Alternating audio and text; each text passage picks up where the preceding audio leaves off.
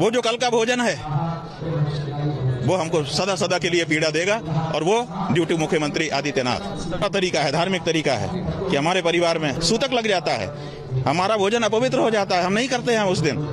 तो क्या हम अपने उन मृतात्माओं के लिए एक दिन उपवास नहीं रख सकते थे? इनके कारण भरोसा कर लिया कि अफवाह है।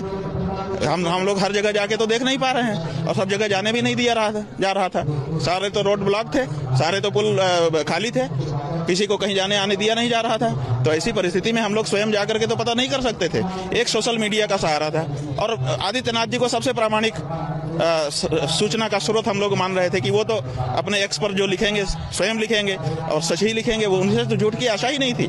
लेकिन जब उन्होंने पूरे दिन मृत्यु को छुपा करके रखा और बाद में पता चला कि नहीं नहीं, ये तो रात को ही घटनाएं घट गई थी, बाद में पत्रकारों ने बताया कि हमारा नाम मत बताइएगा, 58 शव यहाँ रखे हैं, मोर्चरी में इतने का पोस्टमार्टम हो चुका है, इतने का हो रहा है। ये सब जब सूचना व्यक्तिगत रूप से आने लग गई शाम को, जब ये हुआ, तब हम लोगों को कितना कष्ट हो रहा है। कल जब घटना की सूचना मिली, आप लोगों से, एक दो लोगों से हमारी बात हुई, हमने कहा भैया, उन्होंने पूछा आपका क्या कहना है, हमने कहा हमारा इस समय कुछ नहीं कहना है, हमारा इस समय यही कहना है कि जो हो गया उसको रोक लिया जाए और आगे ना हो इसके बारे में तत्काल उस तरह की व्यवस्थाएं मिलकर के बना ली जाए।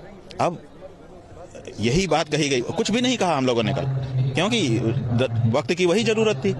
तो अब चूंकि घटना हो चुकी है, तो सबसे पहले अब यह है कि अगर ये मुख्यमंत्री रहेंगे महोदय, तो फिर घटना होगी और घटना को छिपाएंगे, ये लीपापोती करेंगे और आप लोगों को साथ लेंगे, आप लोग सद जाओगे, आप लोग भी उस तरह से नहीं बता पाओगे। परिस्थिति यही है।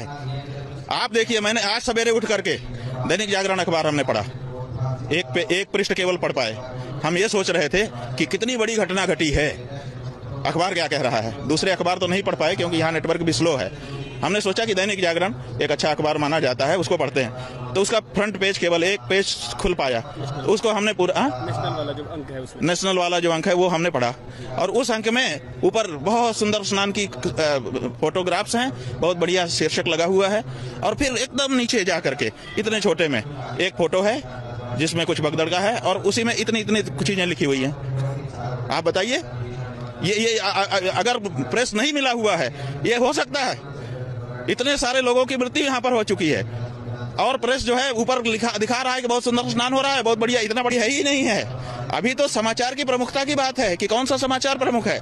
अगर घटना हुई है तो घटना प्रमुख हो गई ना। लेकिन 10:10 पर हमारा मुख्यमंत्री स्वयं बोल रहा है, जो कि सर्वे सर्वा है इस मेले का, जब वो कह रहा है कि 30 लोग घायल हुए हैं, इतने लोगों का इलाज गंभीर चल रहा है, अफवाहों पर ध्यान मत दें। तो इसका मतलब आप लोग जो दिखा रहे थे वो झूठ दिखा रहे थे, आप तो खुद झूठ हो रहे हो। तो ये ऐसा क्या कोई मुख्यमंत्री को करना चाहिए? और क्या ऐसे मुख्यमंत्री को पद पर बने रहने देना चाहिए?